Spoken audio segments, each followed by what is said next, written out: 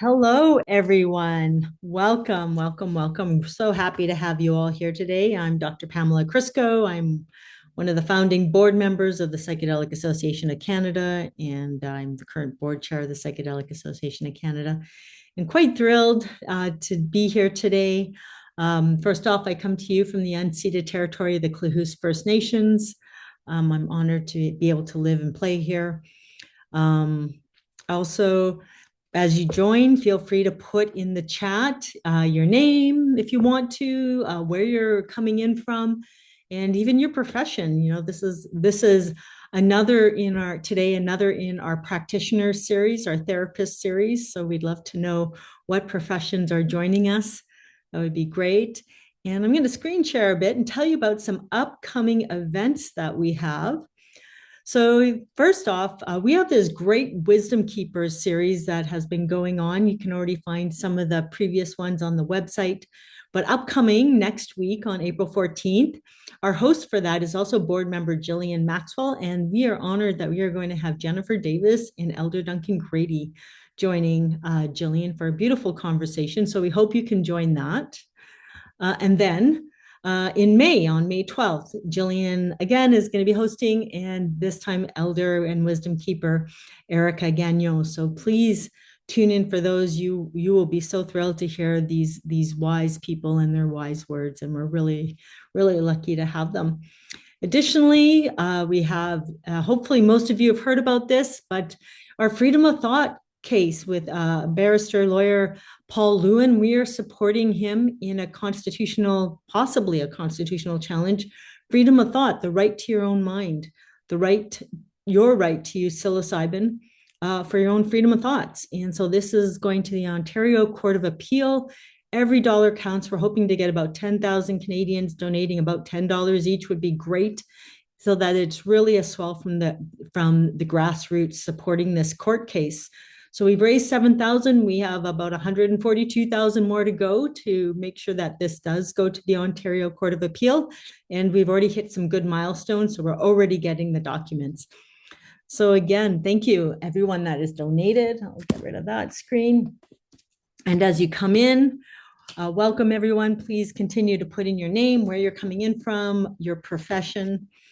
And like I said earlier, we are just thrilled to have Pat Song with us here today. This is another in our therapist series, and you're in for an absolute delight.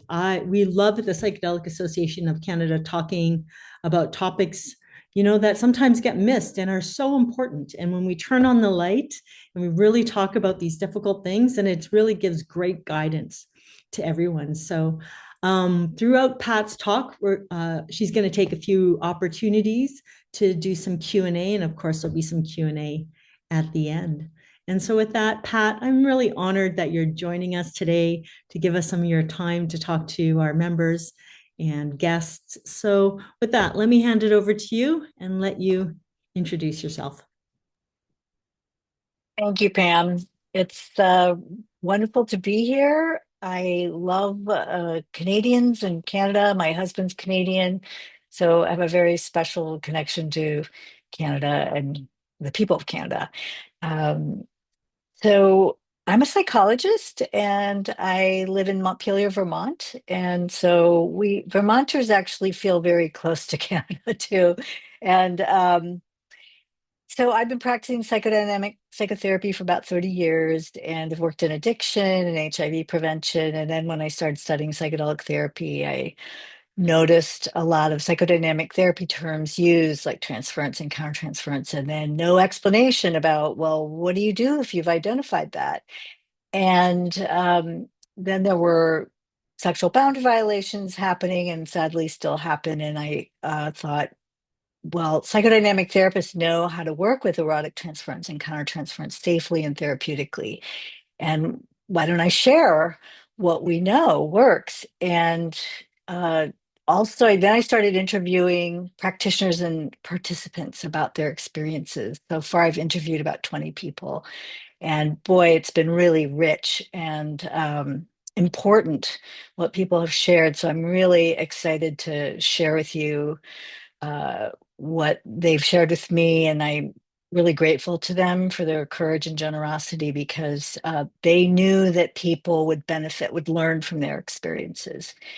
Um, so I am going to talk for about like 15 minutes at a time and stop and then see if you guys have any questions, thoughts.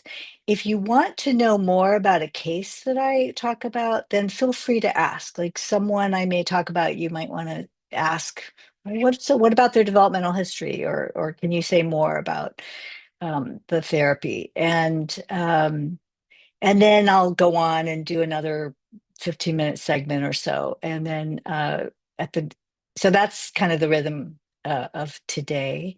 Um, I wanted to define transference and countertransference just very briefly. That came out of Freud's experience of patients transferring their feelings about other people in their lives, usually a parent, onto him or the therapist.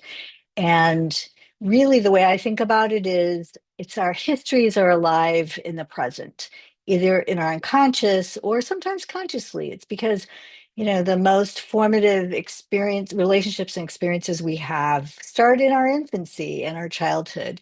And so sometimes we meet somebody and it activates a little, that teacher scares me. That reminds me of my stern grandmother, or, so that's really what it means. And countertransference is, the therapist's feelings, fantasies, experiences about the patient. And it's always thought to be in response to the patient's transference, but also it's our own stuff. But our own stuff, we really need to process on our own time, but to be aware of that. And it's full of important information, clinical information about the therapy, about what's going on with the person and between you two. So let's see, what else did I want to say? So I did a talk that's kind of part one of this presentation, and it was at Breaking Convention, and it's on YouTube. It's 27 minutes. If you want to know more about the therapeutic framework that I present, then I encourage you to look at that. And there are two cases that I describe in a little more depth. I'm going to reference them and I'll very briefly touch on the framework and then feel free to ask questions about it. But I'm not going to go into depth about that. So yeah, so Cheryl, if you want to start with the second slide, please.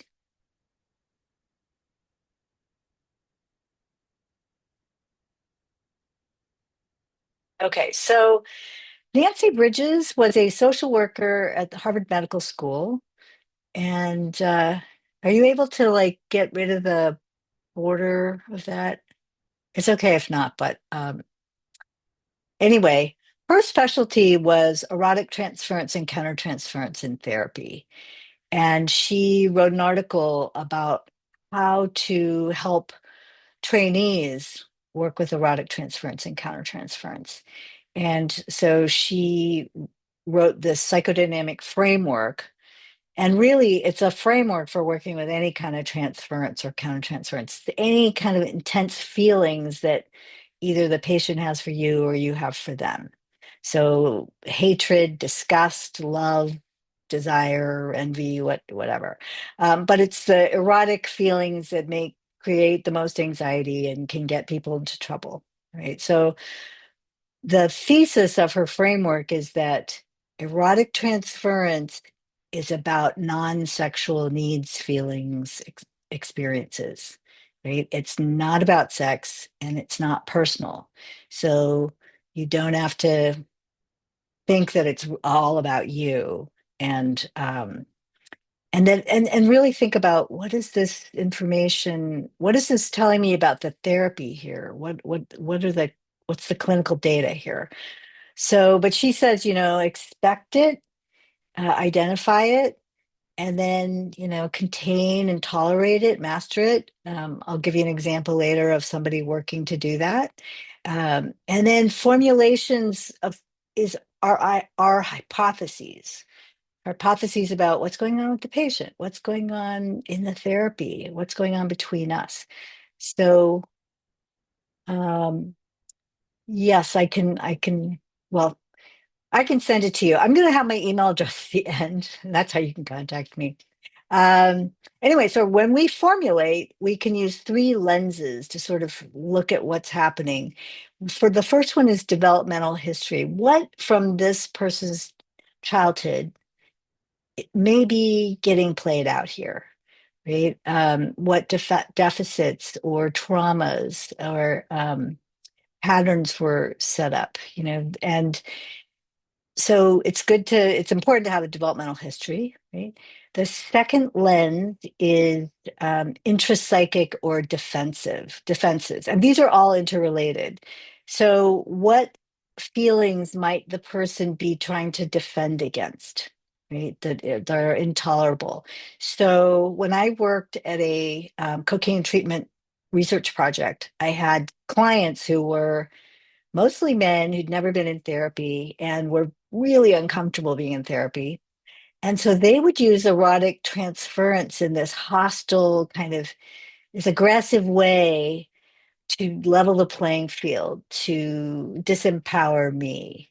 And because they were struggling with shame and vulnerability and grief and fear. They were often in had a lot of uh, problems or troubles from their cocaine use.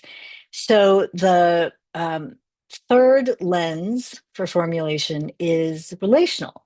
So, what are the patterns, the relational patterns in this person's life that might be getting played out between the two of us? And it might come from their history, right? And there might be also some defenses. So, in my breaking convention talk, I talk about a therapy patient who I had an erotic countertransference with that I was a little bit denying, but what I was just trying to be open to it all and curious and see what came up. And what I started understood eventually was that it was I had a very maternal kind of erotic countertransference. It felt very young, and he was very adorable, and that this is how he related to women. He was always adorable and avoided conflict and agreeable. So so those are the three lenses for formulation, and I've added a fourth one, which is spiritual, because sometimes an erotic transference has an underlying spiritual component or desire that getting is defended against is not clear at the beginning because they're so caught up with um, the erotic part. So just very briefly, I could tell you, like and I go into detail about this case in my Breaking Convention talk, but there was a man who was doing CAP with his therapist, and he had been in therapy for 2 years and had a very strong erotic transference. So, in one of his journeys, he had this powerful, vivid sexual fantasy of them having sex. And, he sort of went in and through the whole experience, which culminated in this cosmic union and then shattering. And it was a very powerful spiritual experience for him. It was a metaphor for breaking loose these bonds that had kept him stuck. And so that's an example of sort of the spiritual lens that you could add to a formulation as well. And then, you want to get support throughout working with intense transference or countertransference. She says, talk to people, but find people who are supportive, who won't judge you, who understand about transference and countertransference. And then know the red flags, which I'm going to get to, but there's uh, analysts who coined the term lovesick therapists, and that can make us all vulnerable to committing a boundary violation. All right, so next slide, please.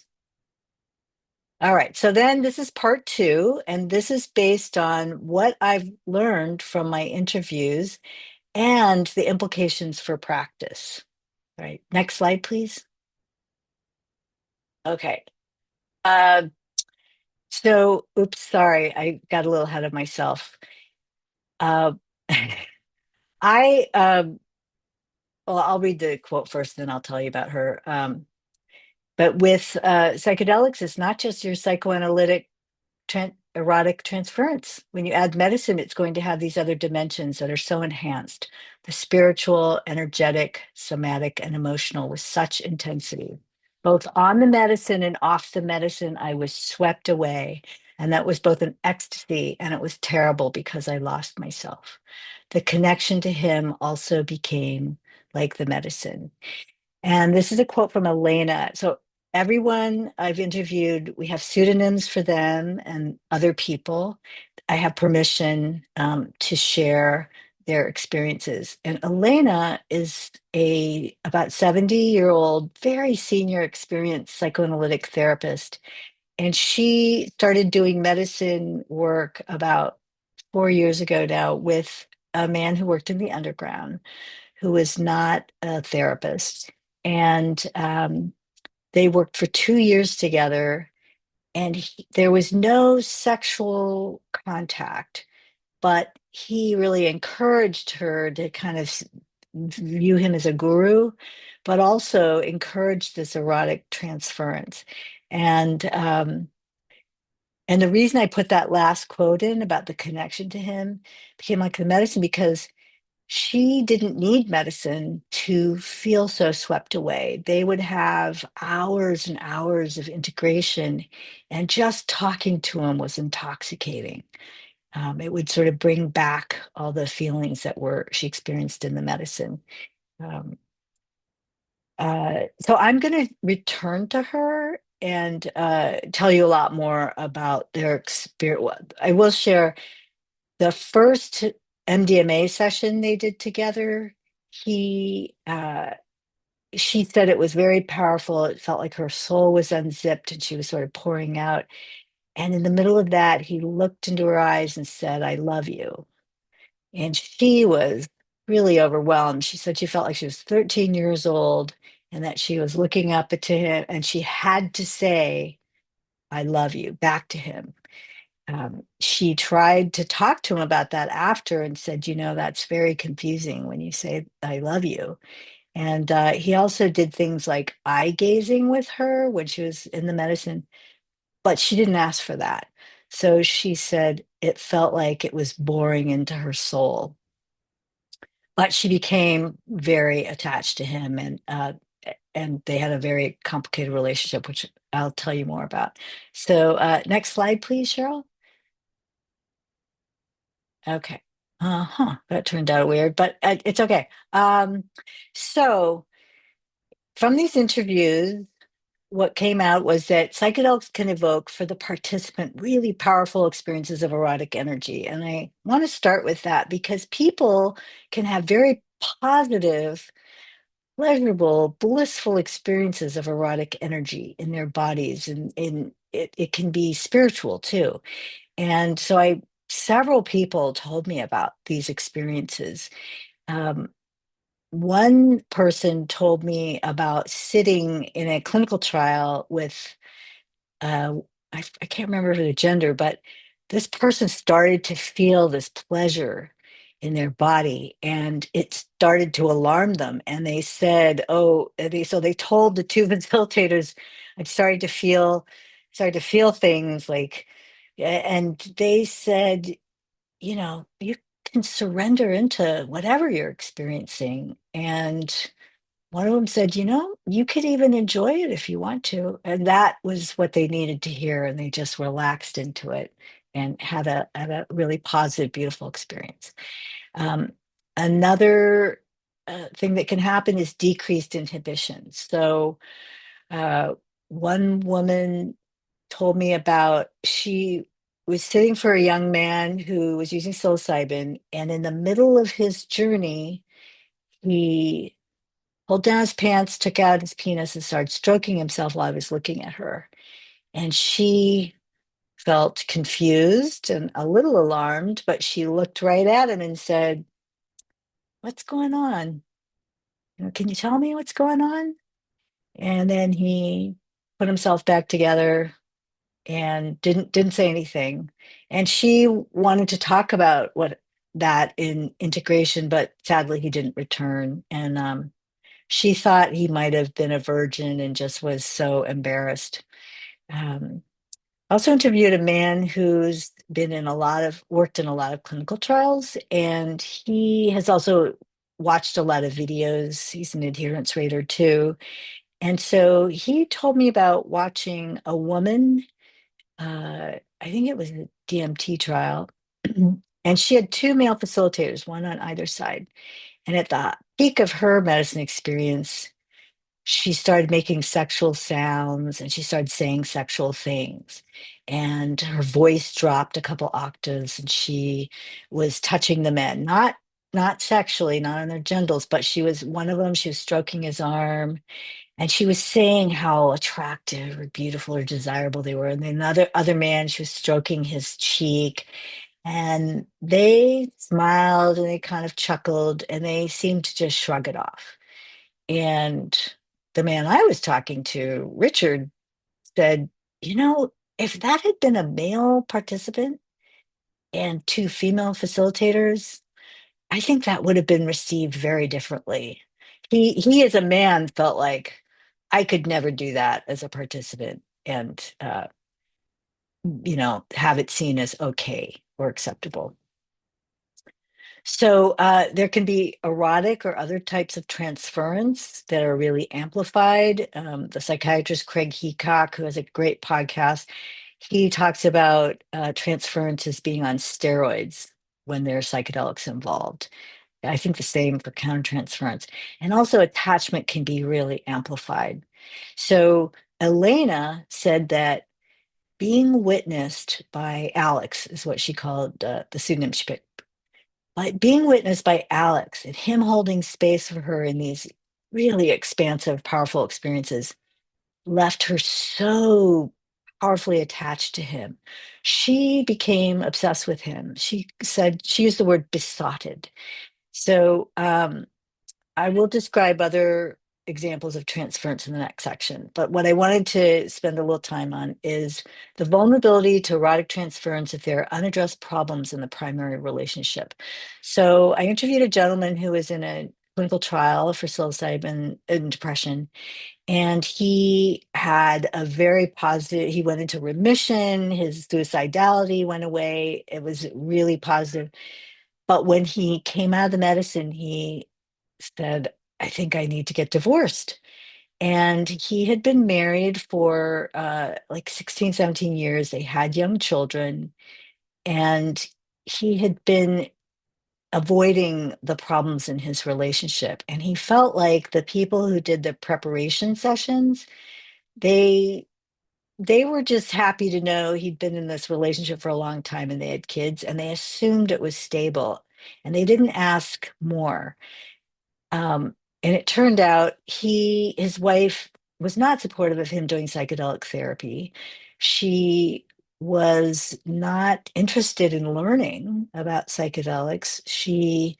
And then she made an excuse to not pick him up on a dosing day. And then she wasn't interested in his integration or what was going on. So he just felt abysmally lonely. And he fell in love with a co-participant who was in a support group.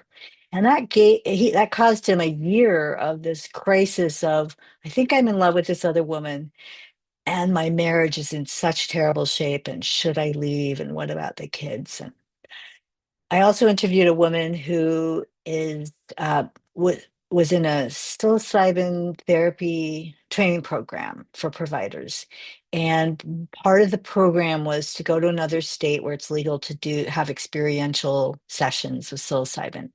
And so they brought together many students in this program from all over, and the trainers paired them up to sit for each other. And she was paired up with a man who was attractive, and she said they had an instant, easy rapport.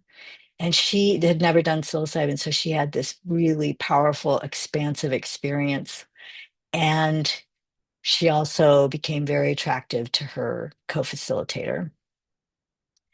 And so she she had been married for 33 years, I believe, and her husband was not interested in psychedelics and, in fact, had been very stuck with depression and anxiety for a long time.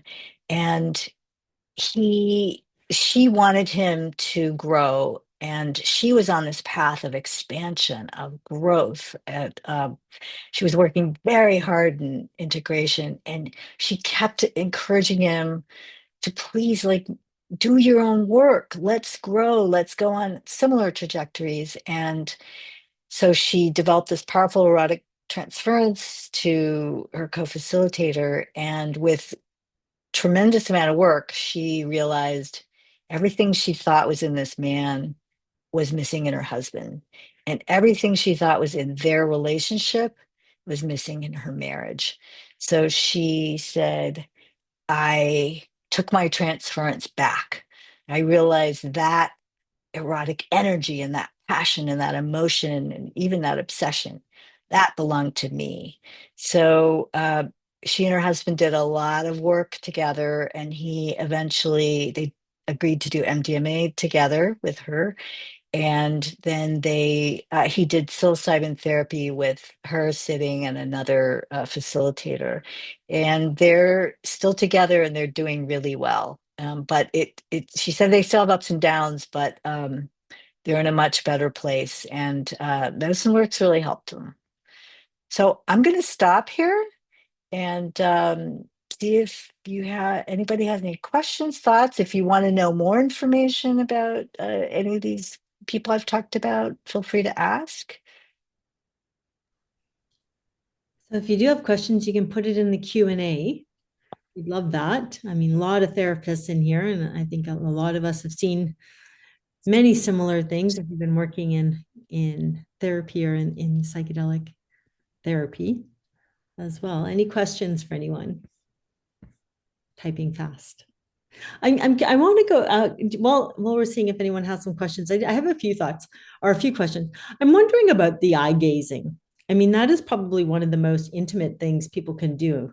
And I'm always curious. Have quite a bit of curiosity about how many um, retreat centers put that in. It almost seems like it's kind of a recipe for divorces in a way, because it's a very intimate thing to share an eye gaze. And it seems very haphazardly done by kind of the pseudotherapy groups out there. I see it like it happen, you go to any event at Burning Man and they're hello, like sit next to the person and eye gaze. And what do you think that just opens up? I mean, it's a very intimate thing and it can be very beautiful. I'm not dissing it, but when you put it in this mix. Yeah, I think it's very potent and intimate. And so I saw, Lisa, you're leaving. I am still doing interviews, so please contact me if you want to share your experience. Um, yeah, I think a lot of very intimate, powerful things are used sometimes a little too loosely by facilitators.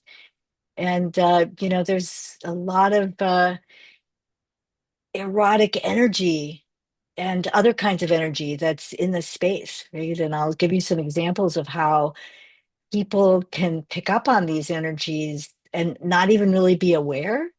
But then they'll suddenly feel something and it'll be very surprising or disorienting. Yeah. Mhm, mhm. And it's just one thing that helps me remember something about my in our medical school training. I fortunately had a very good mentors that really talked about and really nailed into us how important talking about human sexuality was as part of whole human health and how often that doesn't happen. I can't tell you how many patients I've had who will tell me I'm the very first person who's ever asked them, and how is your sexual health? And it would seem logical, like if we're not being full spectrum therapists or full spectrum healthcare providers, that Mhm. these topics are going to come up when the defenses drop. Yes. Yes. And feelings. And, Nancy Bridges talked about how our supervisors and teachers weren't trained very well in sexuality. same for death and dying, right? But also about erotic transference and countertransference. So in my breaking convention talk, I give two examples of supervisors who just were appalled, or shocked when I said I had this moment of, or I had a dream about a patient, and they just looked alarmed. And then I felt like I'd done something wrong.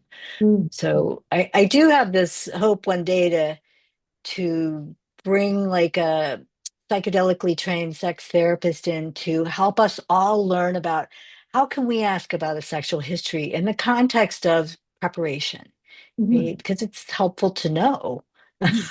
and be more And comfortable. it's an element of human health. Right. It's a wellness topic. And Right. if we're not comfortable as healthcare practitioners or mental health practitioners, that's our work. We need to get comfortable with that. There are a few questions. Sorry, I cut Okay. you off. Okay. Go ahead. Okay. Nathan asks, what is your definition of a lovesick therapist and the dangers to therapeutic work? Well, I'm going to get into that, Nathan, but I will just say Glenn Gabbard interviewed therapists who'd had sex with their patients, and he discovered the small proportion are serial perpetrators, they're sociopaths, they have no remorse.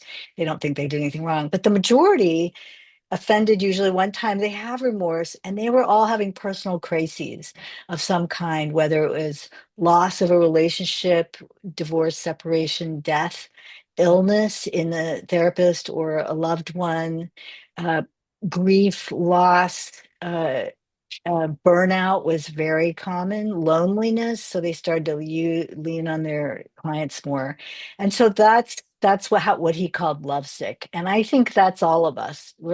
We've had those personal crises. We will have them, and so we just have to be humble that that can happen to anybody, and we can have compassion for ourselves and for our peers. And we just need support and to talk about it also. And Mhm. he wrote articles about that too, if you want, I can send them.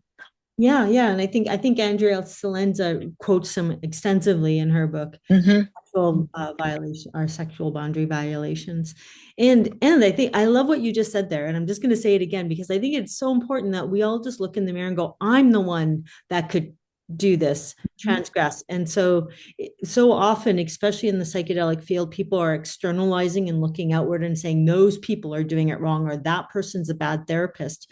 And the reality is, every one of us, given the right set of circumstances, could transgress, no matter how much we think we could never transgress.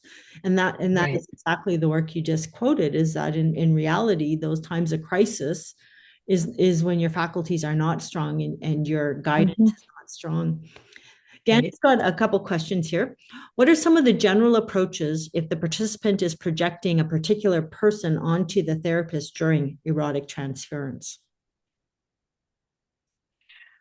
Well, you want to ask more, tell me more, and keep that. If you can identify who the transference is about. Like for me, often I get a maternal transference. I'm like people's moms. Um, Sometimes an ex-wife, but um, and really it's just to ask, to hold space for it all, but to ask, like, oh, you're hating me right now, wow, tell me more about that. And at the end here I'm going to talk a little bit about metabolizing affect, but yeah, that's kind of requires a longer answer. But really naming it, welcoming all of that and listening to their feelings and then reflecting back, but also, if they can recognize, oh, this isn't about you, Pat. There's other people here. There's other feelings. This is complicated. And often they can start to say, this reminds me of the time my mother kicked me out of the house and said, don't ever talk to me again. And so there's a lot there's a lot more I could say. It's just it would take more time. Happy to talk about it more. Yeah. Well, and there's a second part to this question, which you probably should have read at the same time. Is there space for assuming the projected role and engaging the transference that way? And I think I'll leave it to you to answer, but I also know that that is actually one of the primary modalities that PSIP uses, psychedelic somatic Mm, the relational psychotherapy is like, yes, I am that person that you are projecting onto me. And that's a whole nother topic. But so is there space for assuming the projected role? Um, I guess so. A lot depends on the person. I like to work with mildly psychotic people. So that can get a little tricky, so it sort of depends on the ego strength of the person. And because if they are pretty healthy, they can fantasize and say, yes, oh my gosh, I really hate you, and open it up.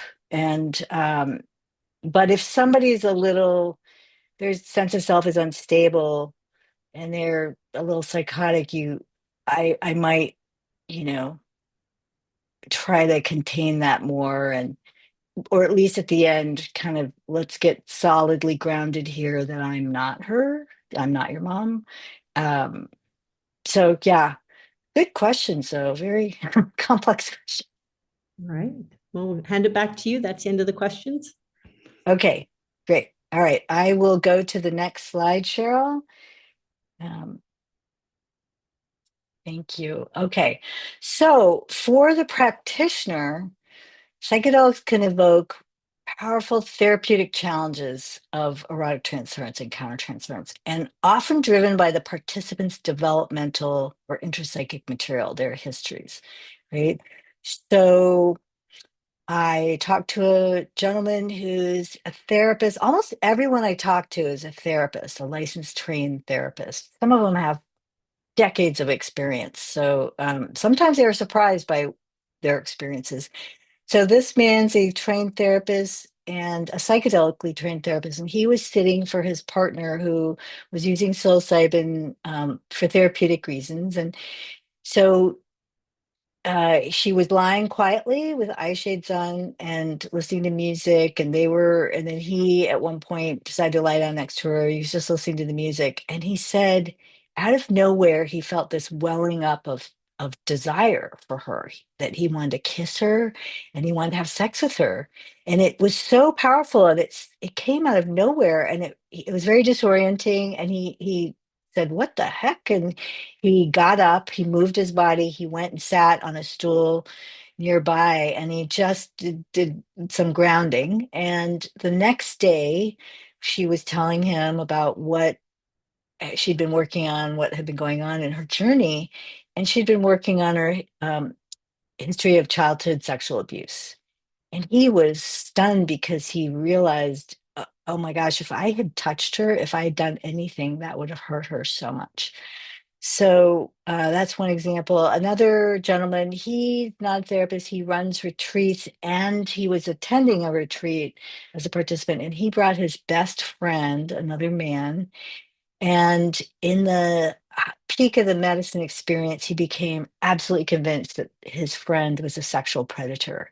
And he became really alarmed, and he thought the women were in danger there. And he was talking to the facilitators and saying, he's a sexual predator and you have to protect the women and you've got to do something. And they did a good job sort of containing him and helping him sort of, be reassured.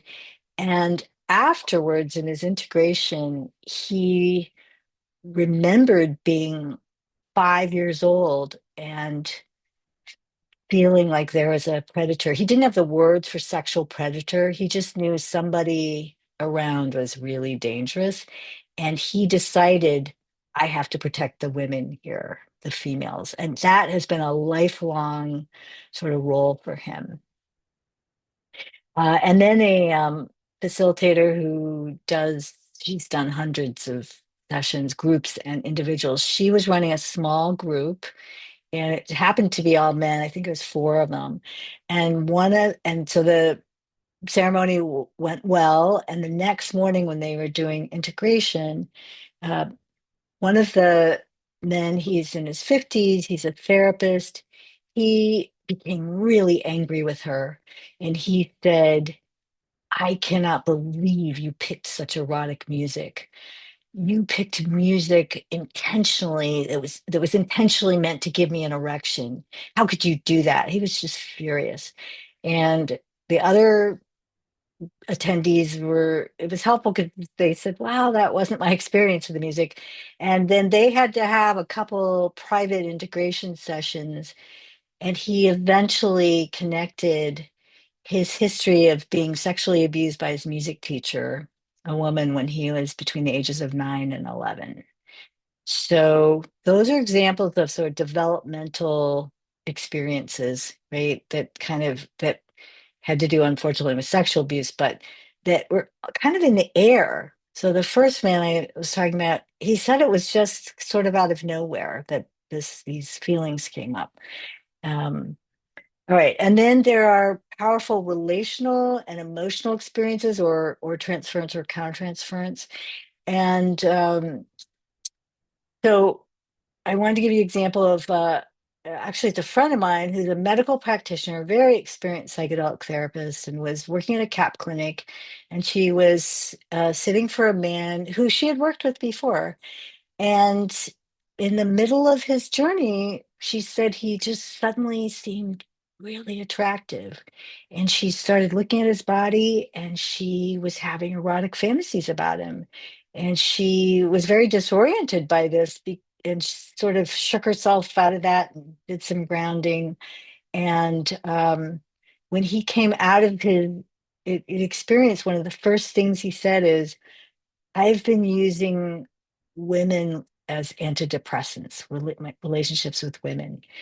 Um, and she also had connected they both are in a certain kind of arts that she has a real passion for, that she had to stop. And there was a lot of grief around that. So that was another, for her, she connected that to something from her history as well. Um, And the man that I talked about, who's done a lot of worked in a lot of clinical trials, he was, this isn't necessarily erotic, but it's emotional. He finished a dosing day and he said it was a very positive, beautiful experience. And then he went to his gym, which is just a very small gym, like no one was there. And he exercised, and then he realized he had forgotten to turn on his Fitbit, kind of thing, and he became filled with rage and he started screaming. And luckily, no one was in the gym, but then he even hit himself a few times. And he was so surprised because he hadn't been feeling angry before that, and just found that very confusing. But he then wondered, does this have something to do with being in a medicine session with someone? So the next day he went to the clinic and he asked the nurses, do you ever have, I don't know, emotional experiences on dosing days? Because these nurses don't go in the room during the sessions, right? They're out in the hall or down the hall or something. And they said, yes. Oh my gosh, it's funny you would ask, because just the other day, one of the nurses just had a meltdown, just wept and wept. And she couldn't really say why, what was causing that. It was just, she was just filled with emotion. So I think, whether you call it energy or transference or countertransference or emotions, or, it's in the air and it affects us. Was there anything else I wanted to mention?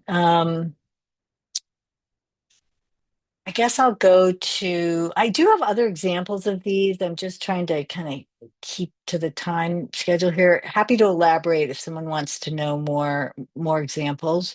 Um, I guess I will say about the powerful experience of transference and countertransference. In my Breaking Convention talk, I present a case where this man had been in therapy for 2 years with his therapist, and he had an erotic transference to her, and they worked through it. They did a lot of work on that. Then they started doing CAP together, and in one of his journeys, he had this very vivid sexual fantasy of them having sex, and it was very spiritual. It was like he said he wanted to be deep inside or all the way inside, like a deep cosmic fucking, and it was like it results in a powerful cosmic union and then a shattering into cosmic dust. And the whole experience, that was a spiritual, mystical experience for him. And it represented breaking loose these bonds that had really kept him stuck. And it freed up not only his sexuality, but his creativity and vitality in many areas of his life. So the practitioner's life stressors so that's the love sickness that I was talking about.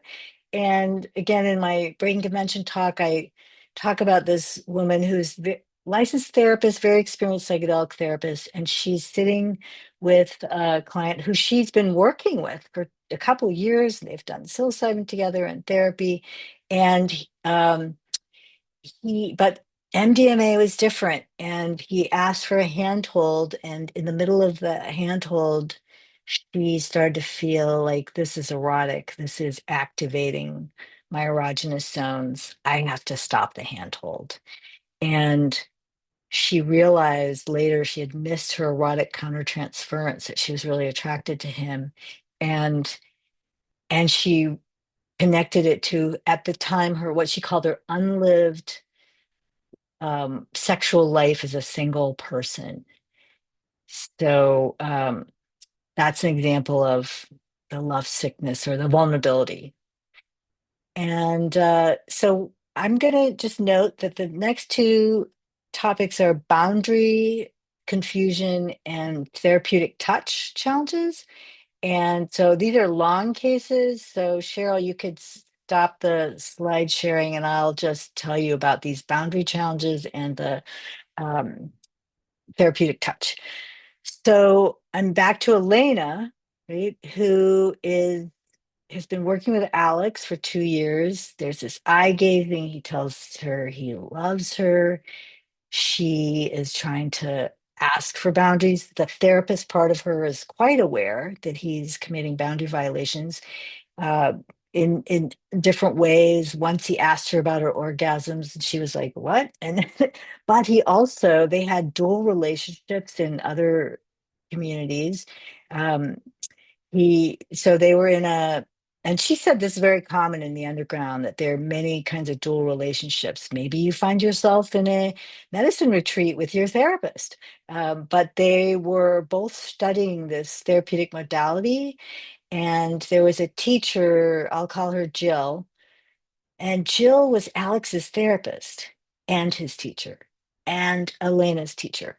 And so his boundaries were terrible. He was telling Elena, his client, about his own therapy and how he was falling in love with Jill, his therapist. And now Elena knows Jill, and Elena is starting to talk to Jill about Alex because she's saying, I don't know, I think there's problems in this therapy relationship. And so Jill is the one who said, there's some problems here. I'm going to mediate. So she called a meeting with both Alex and Elena, and they had two meetings. And in the second meeting, Jill said, "You two have to stop working together. You're done. This is over," which was a terrible loss to Elena because she felt disempowered and like she didn't get to say everything she wanted to say. Um, and she also talked about how the boundaries, there were so many different kinds of relationships that she called it a layer cake of boundaries. And she wouldn't know which relationship are we in right now, because now you're telling me about your therapy or you're getting dysregulated. So now I'm acting like your therapist. But then um, she also could see he really needed to learn some things about therapy, and she was sending him articles.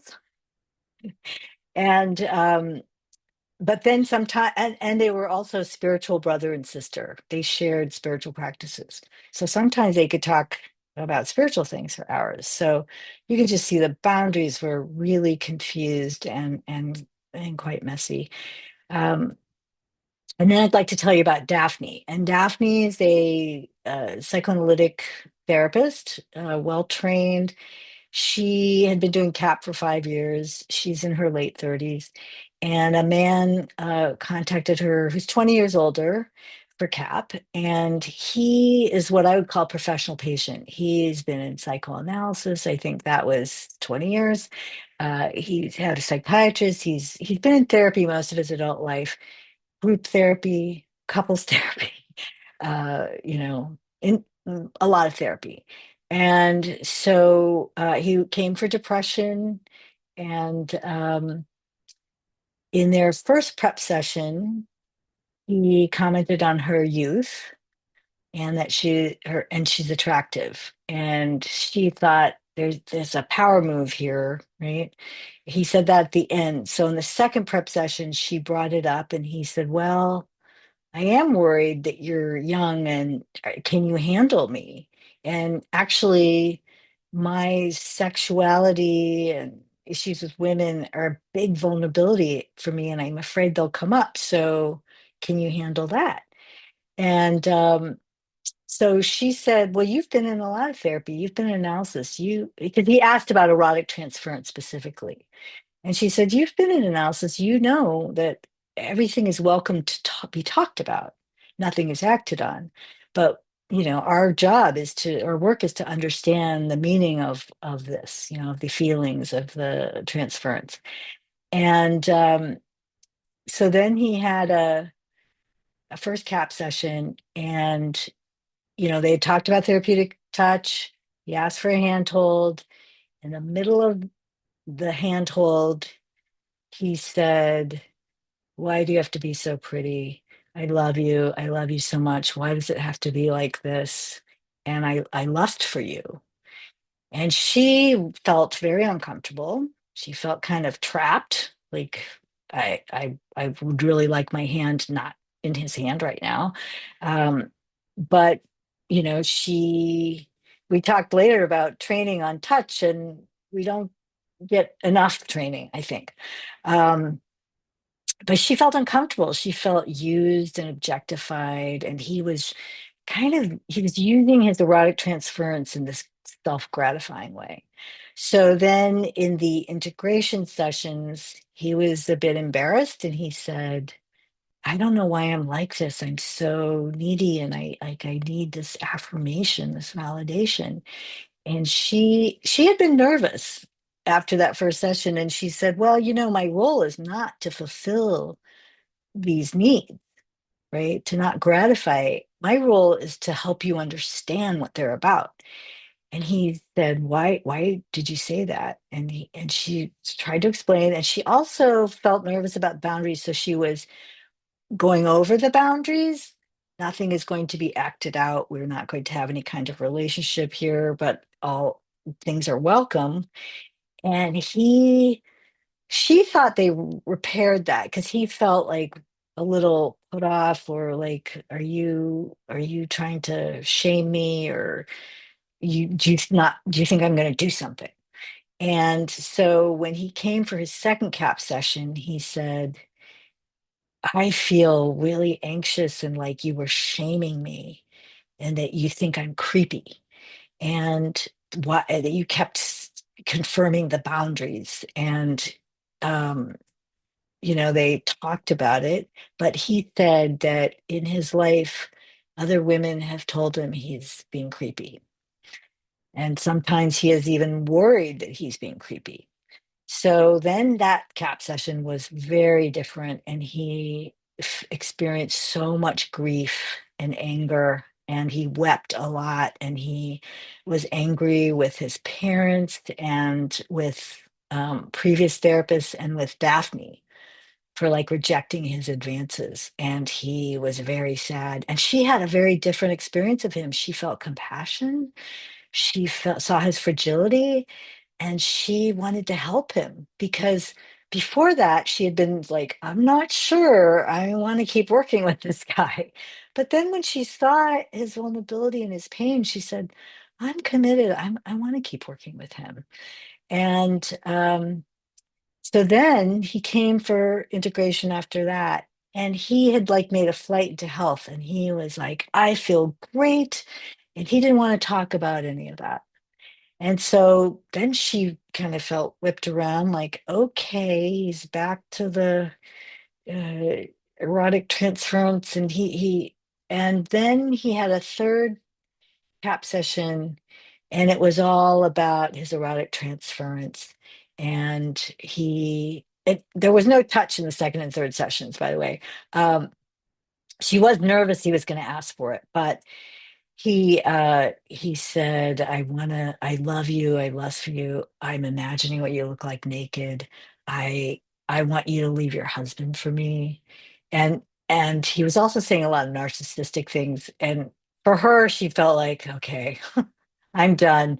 I can't, I don't know if I can help him if I'm the right person, because there's something so gratifying for him. He's really using this transference in a way that's not helping him therapeutically. So that was Daphne.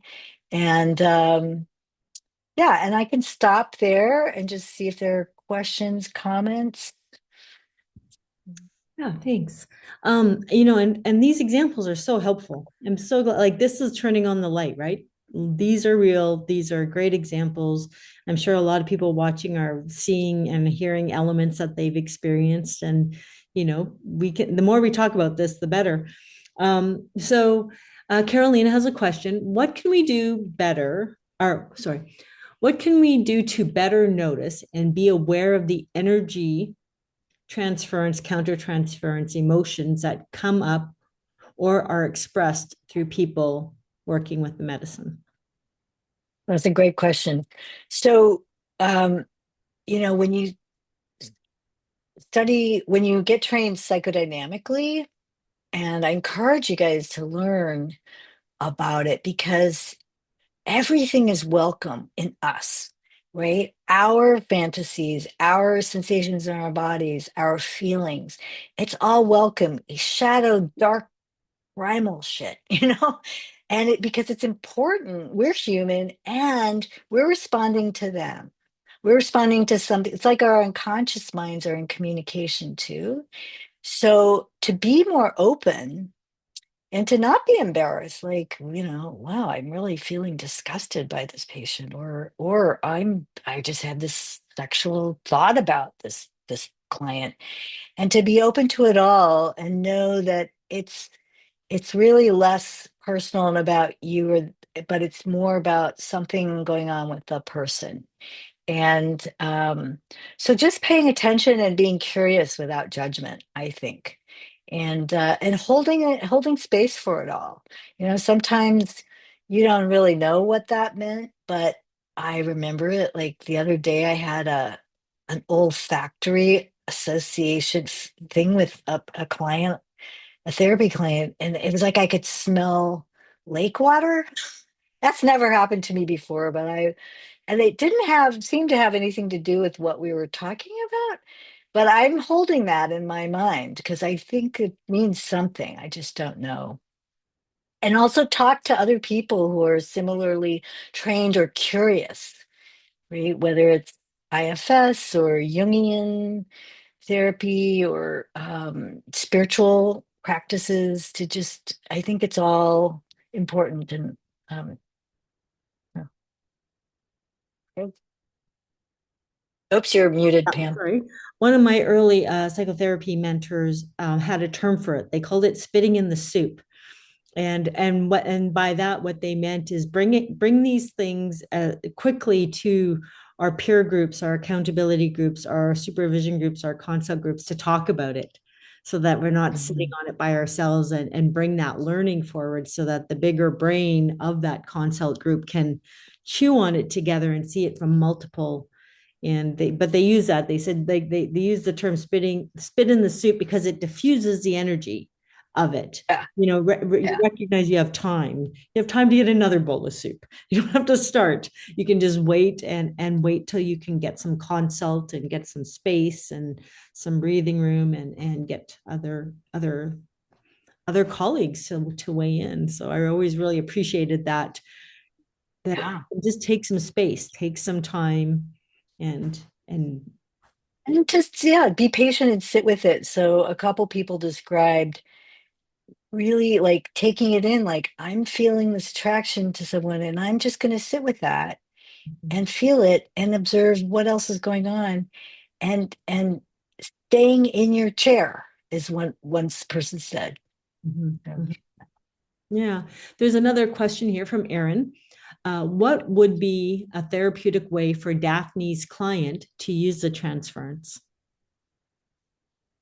Mm, Great question. Well, one of her dilemmas was that when he was really expressing it, he was in the medicine. And so she said, I couldn't really talk about it. Like when he was saying, I'm visioning, I'm seeing you naked. I want you to leave your husband. She said, my gosh, that was off the rails. And I couldn't say anything, because he's altered. And so I think it's after uh, you'd want to talk about it and really try to use those lenses, like ask him, maybe try to bring in something from your past. And actually, he had quite a developmental history where his mother had left his father for another woman and really demeaned her teenage son's sexuality.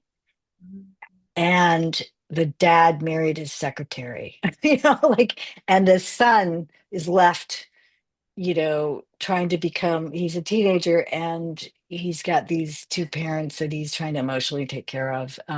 So I would think about those lenses and what's he defending against? He was clearly defending against grief and anger and loss, right? And if you can bring those in, or the relationship, what's happening between us? Wow, it seems really important for you to see me as a sexual object. And, I'm wondering, what's that like for you? Does that happen with other women? Mhm. Well, thank you. Can we swing back to the dual roles? Because your example there is really messy, and we see that. And one of the things I often, when I'm running mentor groups and stuff, is I think about, like, whatever you're doing, a good question is, what could possibly go wrong here? Like, what if I go down this trail? What could possibly go wrong? And the other question is, do I want to end up a media story? And so, I mean, those are just two things that I don't want to ever end up in the media for having transgressed or done something wrong, because as we know, those transgressions show up in the media over and over and over, even decades later. Mhm. And when you're in it, when people are in it, they have a hard time seeing that 50,000 foot view. So would you mind going back a little bit to that example of that, really, of those dual roles, and some wisdom around how people can, especially, it's like a lot of people work in small communities where Oh, you're going to see people everywhere. yeah, yeah. Um, I think it's a huge challenge. I think that, um, she said, this is like typical for my community. This happens all over. Everybody's got everybody. And so I think it's extra work for each person to kind of establish their internal boundary. I know a couple people who are really gifted facilitators that work underground, and they work very hard to have like an internal boundary, a sense of uh, well, just their boundaries and limits and safety and integrity. And they're also able to be loving and warm.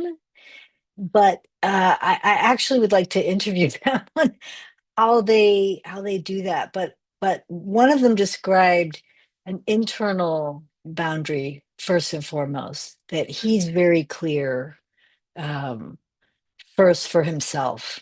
And I think that applies to touch, that we need to know, am I comfortable touching? I mean, I just read somewhere or heard someone talking about the therapists don't get to think about their own boundaries around touch. And we, in fact, are getting touched when we offer touch, but we're not actually encouraged to think about, am I consenting to be touched? What's my boundary around touch? Well, Uh, I'm glad you're bringing that up, because that's actually something we talk a lot about in our training, is your own autonomy as a therapist. You're not required to do everything. You're not. Just because you're asked to do something, you can say, that's not something I offer. Mhm, Not mhm. that is Yeah. not comfort zone. So, Ian has, I think, a clarifying, or would like you to clarify a bit more about the comment. Uh, his question here is, I'm not sure that the therapist thought about not being able to talk about it because he's on medicine is a good thing. Any thoughts about that? Um, Was that so more, maybe contextual? Is it like the therapist didn't feel like in the moment while they were on medicine they could talk about it, right. Yes. or but did talk about it later? Um, he yeah, so she meant in the moment, like she said, if this was psychotherapy and he said, I'm imagining you naked, she would say, really? Okay, can you tell me more about that? And what's going on? Like they would talk about it directly, right in the moment. But because he was on ketamine, and the model of psychedelic therapy is to be non-directive, right? To not interpret, to even in integration, that's the model, right? If you really follow like the MAPS model, the inner healing intelligence, that not make interpretations. And so that's what she meant is in the moment, he's under ketamine and she doesn't feel she can call him out or ask more questions. Actually, he's just going on. Yeah. Mhm, mhm. And I unfortunately he I think he knew he had crossed the line, and so he avoided integration sessions after that third session, and they had to have a phone call, and they both agreed, you're not showing up, you're out of town, this probably isn't a good fit anymore. Um, And sadly, he's on to the next therapist. And yes, I mean, the poor guy. He needs to deal with it. He needs to lean in and really not be a yeah, not be a lifelong therapy person. right. Hopefully. All right. I think that's the last question. If Okay. So Cheryl, um, can you show the next slide, please? There's just two left. And this is just about what are the implications for practice now that we've heard these stories and we know, whoa, the certain thing, like what happened to those two people, those two married people. And I think we can assess more carefully the important relationships, especially like, do they know about psychedelics, psychedelic therapy, right? Um, and we could anticipate challenges with them. We could invite the partner to come, learn about psychedelics. One facilitator told me, she works in the underground, that if somebody's partner doesn't know or isn't supportive, like one person told her, my partner doesn't know that I'm going to do this. And she said, no, we're not doing it then. And which I think is a good rule. And and then one of my teachers in a training program told us a story, and her friend was a therapist. And the therapist's girlfriends asked, would you sit for me while I do psilocybin? And the therapist said, sure, we're really close friends. And after her journey, the friend said, I want to get a divorce. And she was happy with this realization and moving forward. And the husband was not. And he reported the therapist to her licensing board. So we have to consider these other relationships, these other people. I think we can name possibilities with erotic energy too, sexual energy, just like we say, these are the kinds of things that happen on medicine. We could also explain about transference. Now, I don't use that word typically, but we could just explain, like, you might experience me in very different ways. Right? I might seem wonderful and nurturing, or I might seem dangerous and evil, but it's all okay. And that kind of thing happens, but also clarify boundaries. It's like the woman who's sitting for the guy who, pulled his pants down. I know some facilitators say clothes on, clothes stay on. No, and they'll say explicitly a no sexual activity or touch. And then I think we could all, I certainly would like more training on touch. I feel really like I think 45 minutes on it. And the question mark there is if, you guys probably have more experience as psychedelic therapists than I do. But, if you have any thoughts on how we could expand preparation or even, sitting or integration work. And Cheryl, next slide, please. All right. And I think we need to expand supervision and peer support. Ideally, it would be psychodynamically informed and psychedelically literate, where it's safe to process. So Daphne had many psychodynamic colleagues, and they understood transference and countertransference, but they did not understand psychedelics. They were like, "What? Like." Because then she said, I couldn't talk to him about what he said because he's under the medicine and they just didn't understand. And then she had psychedelic colleagues who didn't understand transference.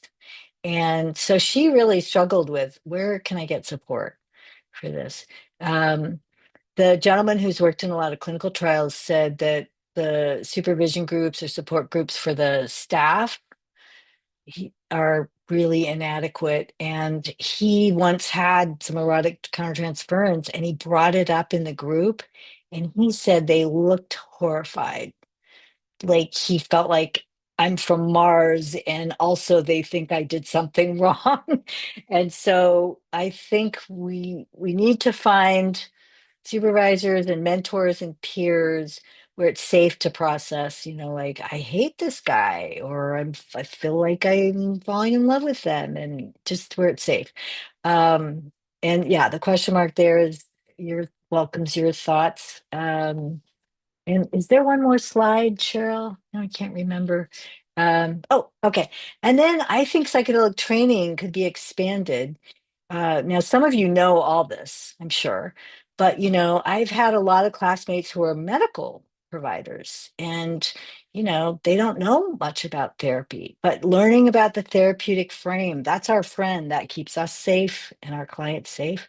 But to learn about unconscious processes, the importance of early experiences, the relational patterns. This is psychodynamic stuff, and metabolizing affect is a term that is something you all know how to do. It's how somebody tells us or shares with us or projects onto us powerful emotions and how we take it in and we digest it and we're processing it and containing it and we find language for the experience. So we've all done this with children, say, or a friend who's really upset and you just sit with them and you're listening and you're kind of holding space and you might say some words or express empathy, and that's all metabolizing affect. And we also can do that with transference and countertransference, those intense feelings, that primal sort of like, you know, dark feeling of, oh, I hate this guy, or I'm repulsed, or I want to take this one home. I want to like take care of her. So, and then I think, the training on touch could be expanded. I certainly need more. So, um, and then Cheryl, could you please do the last slide, which has my email address. And so feel free to write to me. I can send you articles. I'm happy to interview you or talk to you. I have a website under construction, but I've been very resistant to having a website. And that's it for slides. So thank you, Cheryl. Yeah, thanks, Cheryl, for making that work for us there. And want to circle back again to something else you said here that is so important, and is really that we do, if we're working in this field, like psychedelics is an adjunct to already having a strong therapeutic practice. And I think that's something that's, we've got a whole bunch of organizations that are saying, become a psychedelic therapist. But the reality is, if you really want to be a 5-star excellent psychedelic therapist, you have to have these other skill sets. Like you have to understand childhood traumas and attachment disorders, and everything you've talked about today, which are part of good psychotherapy training, whatever type, or therapeutic training, or even counseling training. That there's all you Mhm, really need that foundation, and then psychedelics becomes a natural adjunct tool that you can then mhm, bring in, but then you can metabolize all this stuff in the preparation in the integration moving forward. So I really hope people that even if people are already working with psychedelics, is that they're actually looking outward to go, what other therapeutic tools can I bring into my big basket of skill mhm, sets so that I can be 5-star? Because everybody should be aiming to be 5-star therapists, not McDonald's drive-through. And the reality is, if you don't have the skill set, you are McDonald's drive-through. So, and yeah. that can come through great mentorship and training with mentors, but it can also come through, like, branching out and learning other modalities. And I think a lot of us have trained in modalities that we've never learned or will never use, but we've learned a ton from them. Mhm, mhm. Yeah, and there's a lot of overlap. I know that, a lot of people, and I used to feel this way before before I started grad school about psychoanalysis and Freud, and and he was not perfect with a lot of things. Like he wasn't great with women and people of color and gays and lesbians and addiction, and but there were some very crucial foundational ideas that are helpful. And once you start to be, become more comfortable with unconscious material, Mhm.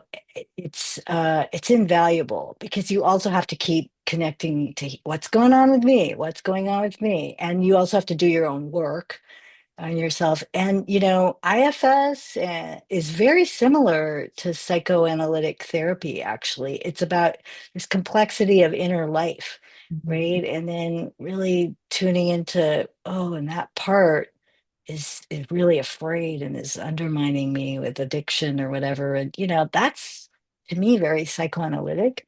It's just slightly different language. And it seems like parts work is very psychedelic.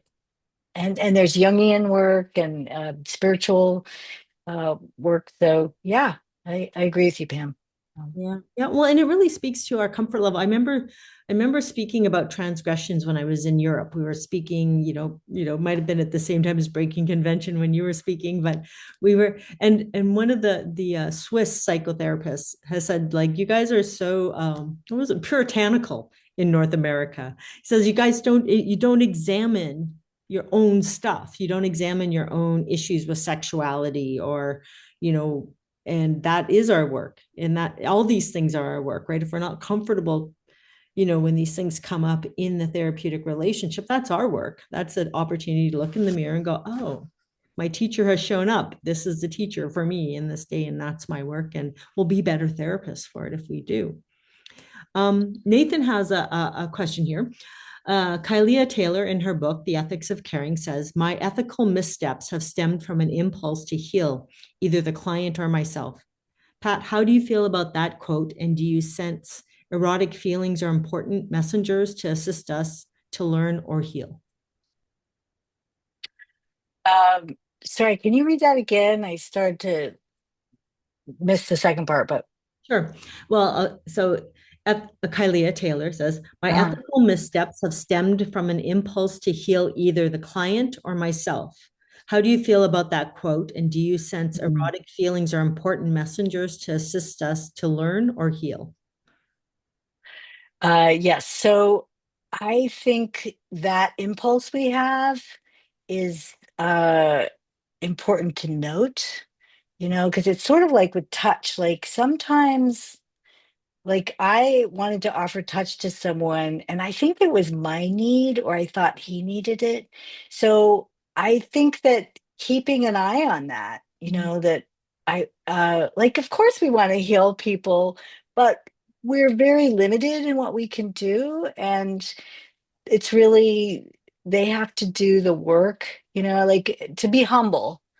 Mhm. So I will track that desire to heal them or myself and use it as information, because some people really pull for that, and Mhm. others are like, I'm just here for, my anxiety.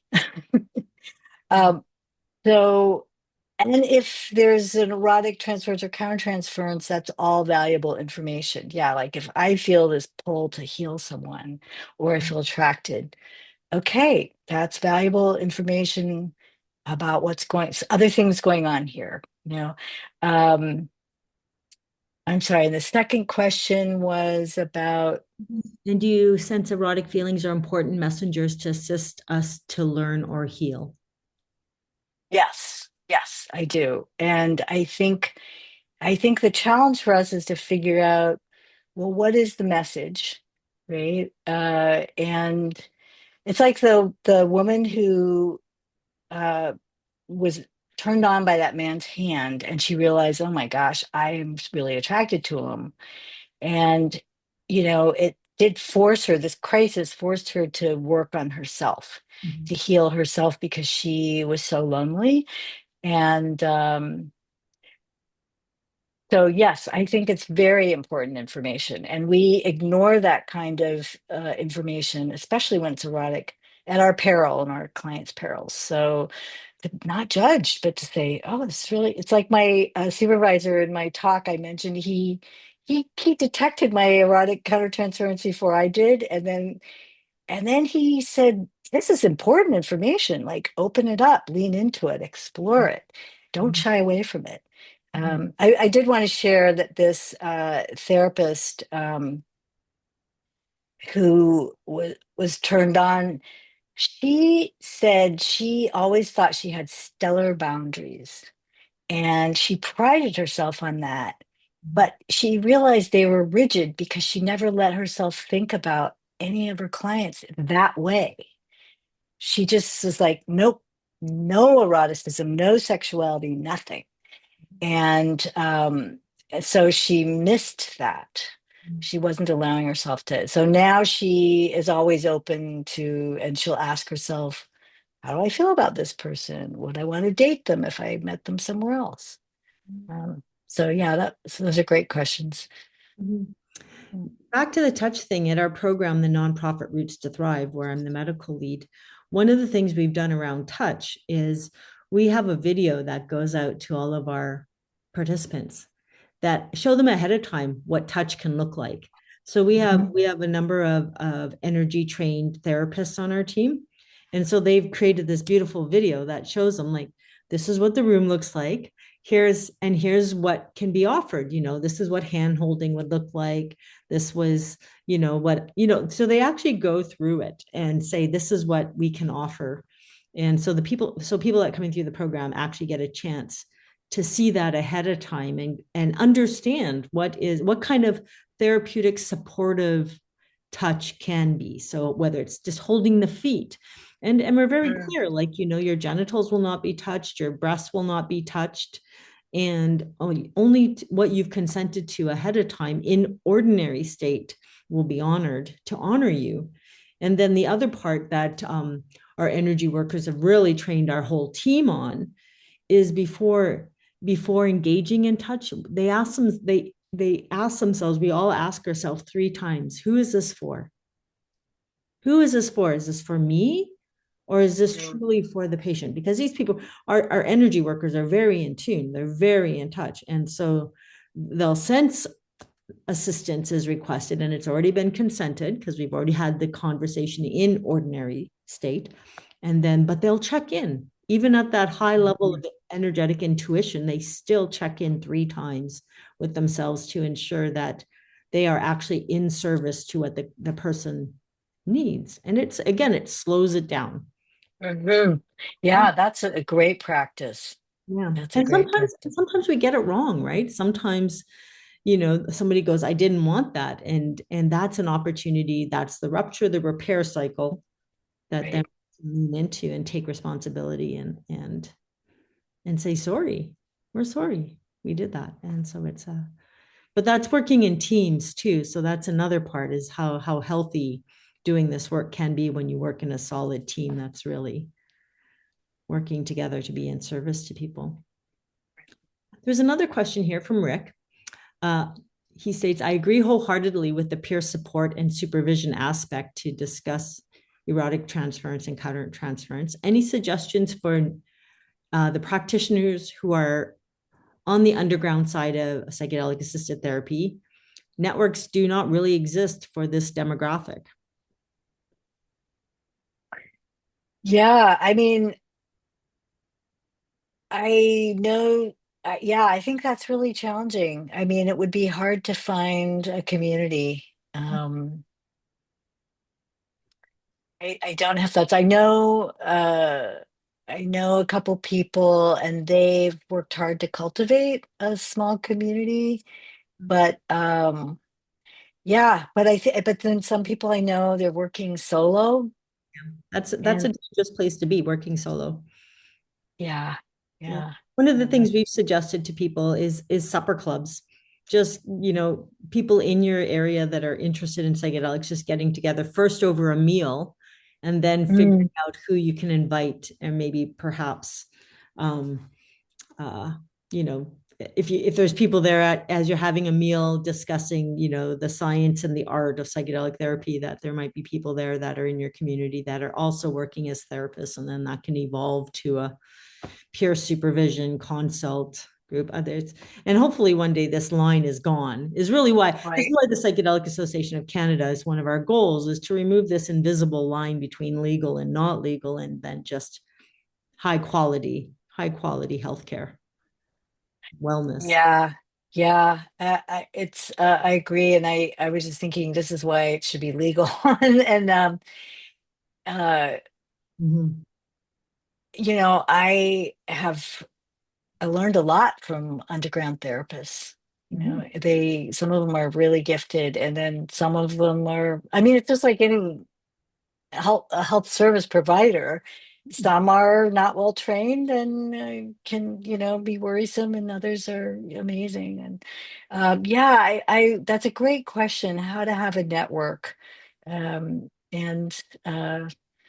I'll think on that, but I think it's starting in your community and yeah, supper club, conferences, maybe. Yeah, yeah. And there are some guide networks. So Rick, take a look around. There may be some underground guide networks. I know that there's a lot on Signal. There's a lot of groups that are, Sure. it's not as intimate as you hope, but it's kind of surface level, but there are some things there. Pat, we're going to tell you all about some upcoming events. Pat, remind people where they can find you. I know we've got your email. We've posted it a few times here. They can find your Breaking Convention talk, which we've posted. On YouTube. Yeah, Yeah. we put Yeah. the link in there a couple times. Yeah. Any Yeah. other places before I tell people Um, for upcoming events? I'm going to be presenting at the Interdisciplinary Conference on Psychedelic Research. It's in the Netherlands in ICPR. June, but if anyone's there, please come find me. I'd love to, see some friendly faces, especially Canadians.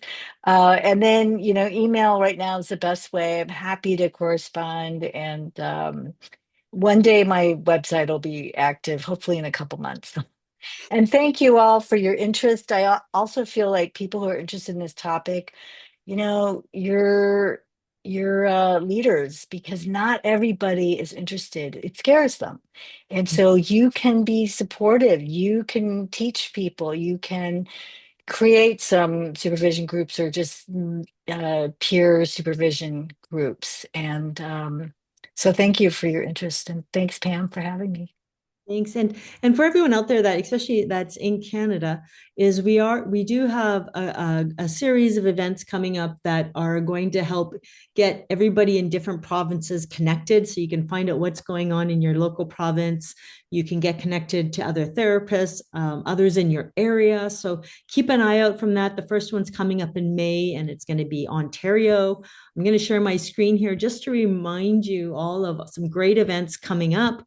We've got our Wisdom Keeper series coming up with our host, Jillian Maxwell, who's also a board member. So we've got elders Jennifer Davies and Elder Duncan Grady coming up April 14th next week. You're going to be in for a great conversation there. Then in May, we've got Erica Gagnon our elder and wisdom keeper that will be there with Jillian Maxwell. And also just reminding everyone, pitch in your $10, your $20 to help us get this freedom of thought, freedom, like basically getting access to psilocybin for freedom of thought as our own constitutional right. Lawyer Paul Lewin is taking this to the Ontario Court of Appeals. So the QR code there, Cheryl has put it in the chat as well. Maybe put it in one more time. You'll see a QR code PNG, or you can look up Freedom of Thought or watch any of our newsletters. And again, Pat, thank you so much for sharing some time with us today. Everyone, watch for all the work that's coming down the pipeline from Pat and her talk at ICPR coming up soon too. So gratitude to you. Thank you so much. And everyone else, go outside and have fun. Thank you, everyone.